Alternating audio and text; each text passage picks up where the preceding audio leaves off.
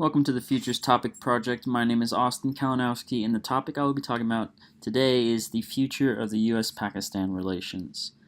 Now, this topic is a very interesting and controversial topic because of all the issues that are going on in the Middle East and just because of the way the U.S. handles them. Now, the most important thing for anyone to understand when talking about the future of U.S.-Pakistan relations is that you understand the past of U.S.-Pakistan relations. Now, we know that Pakistan was formed in 1947, and around 2 months after the forming of the nation, the U.S. became friends with Pakistan. This is a relationship that would last throughout the entirety of the Cold War. A couple other key points. 1971, the U.S. secretly helped support the funding of Pakistani troops during a time when India could have invaded Pakistan. This was very important because Pakistan is a great ally in the Cold War because of their location. This, ironically, is also the same time that the Bangladesh genocide was happening. This is important to note because the U.S. was actually helping out Pakistan and giving funding and guns to the troops when they committed this atrocity to Bangladesh. Just an important note to know. In the 1980s, the U.S. gave funding and arms to Pakistan that helped train the Mujahideen that fought the Soviets in Afghanistan. And this was important because the Muslims in the Middle East rallied together to fight against the invading Russia. And the U.S. gave these militants weapons, and they never took them back.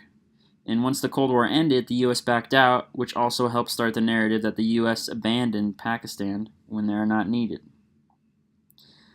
In the 1990s, the U.S. finds out that Pakistan has nuclear weapons, and we go ahead and end our relationship with them.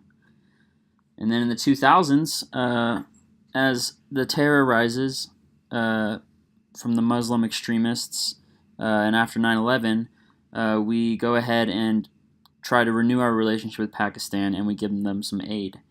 And during the 2000s, Pakistan also had a lot of issues with the Taliban, and through this, we did find out that Pakistan was hiding and protecting some members of the Taliban network. Because of that, we started to withdraw some of our aid and question their loyalty as our ally. And the current state of relations in Pakistan is interesting. It's not in its best state. It will continue to be bad while the military in Pakistan continues to protect members in the Taliban Haqqani network.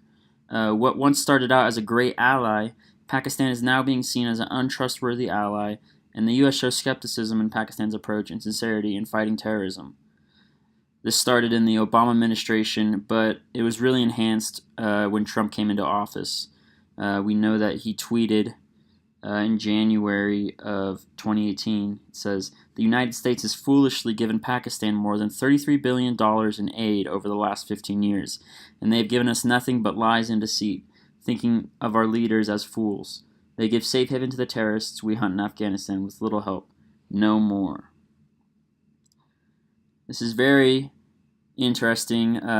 We know that Obama kind of wanted to reevaluate the relationship with Pakistan, but we can see here that Donald Trump has very strong feelings towards Pakistan and believes that they are not doing what they need to do in order to be our ally. And as long as the current political leaders allow the Taliban freedom, such as Imran Khan, the new Pakistan Prime Minister who has claimed the Taliban to be our brothers, the country's relations with the U.S. will dwindle. Another issue surrounding the U.S.-Pakistan relations is the presence of nuclear weapons. We talked about the U.S. found out that Pakistan had nuclear weapons in the 1990s. This is a big issue because we don't know what Pakistan would do with those nuclear weapons. So what could change relations in the future? Well, we know that Imran Khan, the new prime minister, is a brash and outspoken man, and so is our President Donald Trump. If these two hit it off and the U.S. can connect to the civilian government of Pakistan, I see that relations could improve in the future.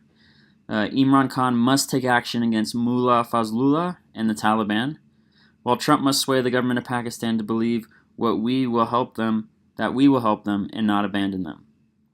Pakistan needs to see a decrease of separatism and extremism in the government for the U.S. to increase its aid and help towards a country that provides such a pivotal role in the fight against terror in the Middle East. that's essentially what would change the relations, make them better. And why should we care? It's pretty straightforward. Pakistan is a very, very important ally geographically, and there are lots of problems in the Middle East going on right now that are potential threats to our homeland. There's a lot of money involved in the Middle East, and these relations with Pakistan are very important and something that we should all be interested in and know about. And that's about it. Thank